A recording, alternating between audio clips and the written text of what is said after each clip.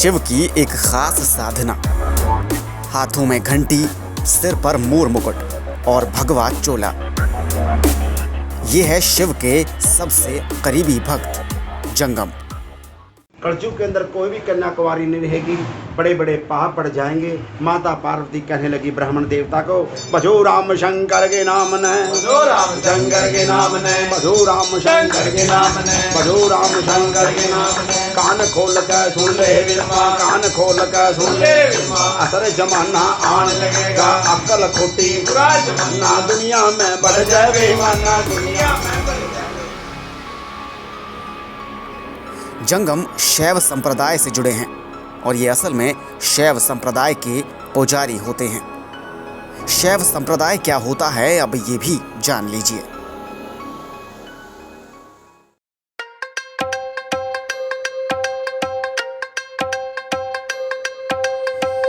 भगवान शिव की उपासना करने वालों, उनके अवतारों को मानने वालों और उनकी असाधारण आराधना करने वालों को शैव संप्रदाय कहा जाता है।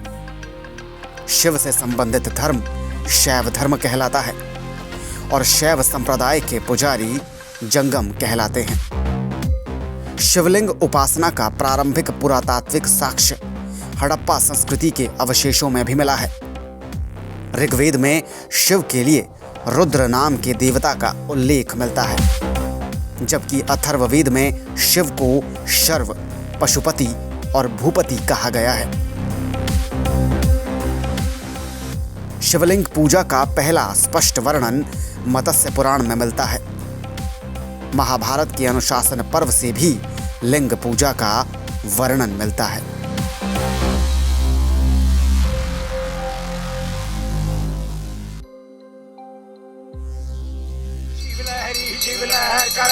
देवी पार्वती 5 साल की, मैं बाबा 4 साल, मेरी गई रे जवानी, कौन उम्र मेरी ब्याह करवा, ब्याह की जरूरत को ना दिया रे जवाब चला जा। ऐसा रे जमाना माया लगे 19 20 पर एक भी शवाब बम बम बम बम बम। जंगम भगवान शिव के सबसे करीबी भक्त माने जाते हैं, जो पुराणों में भी वर्णित होते हैं। घर में जंगम की यात्रा को स्वयं शिव की यात्रा माना गया है।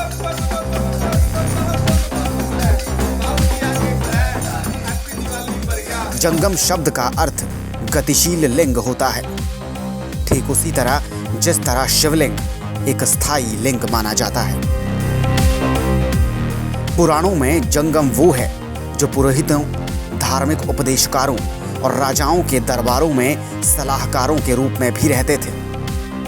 जंगम शब्द का मूल अर्थ बताने वाली 2 प्रचलित कहानियां हैं, जिनका वर्णन पुराणों में भी मिलता है। भगवान ने पार्वती की शादी में जंगम अपनी जाहन से पैदा किया था कि जंगम तू 10 नाम खट दर्शन में फिरना है और हमारी स्तुति, हमारी शादी का वर्णन सबके आगे सुनाना है। सबके आगे, सन्यासी हो, वैरागी हो, नाथ हो, उदासी हो, सबके पास जाना और सबकी इज्जत और मान करना।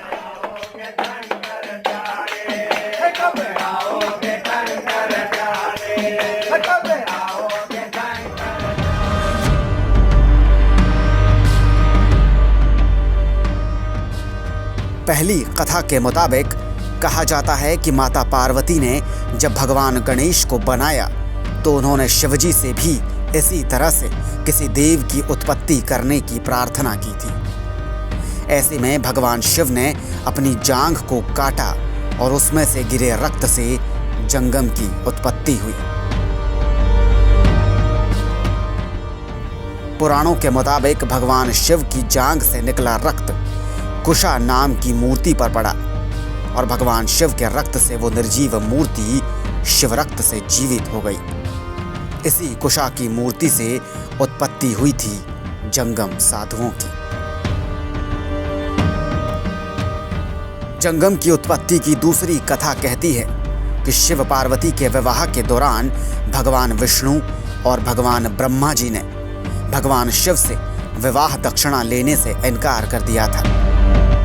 हिंदू मान्यताओं के मुताबिक बिना दक्षिणा स्वीकार किए कोई भी अनुष्ठान संपन्न नहीं माना जाता। यही कारण था कि भगवान शिव ने अपनी जांघ काटकर जंगम साधुओं को उत्पन्न किया। इसके बाद इन्हीं साधुओं ने दक्षिणा लेकर शिव पार्वती के विवाह की सभी रस्में पूरी करवाई थीं। और यही कारण है कि आज भी शिव पार्वती विवाह जैसे अनुष्ठान कराने का अधिकार सिर्फ जंगम साधुओं के पास ही है।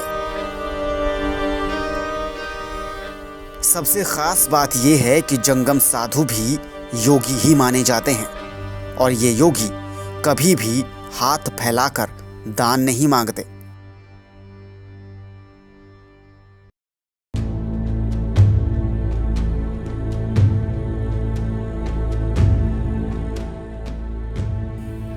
अब पुराणों का दौर पीछे छूट गया है। जंगम के नाम पर नकली जंगम बनकर घूमने वाले ठग भी कम नहीं हैं, लेकिन इससे असली जंगम योगी की महत्वता कम नहीं होती।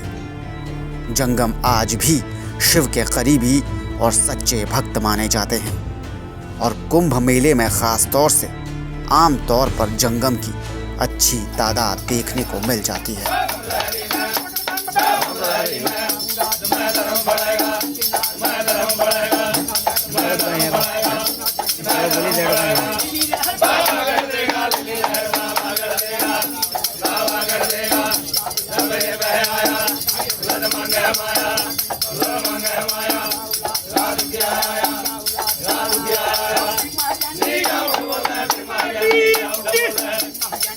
Go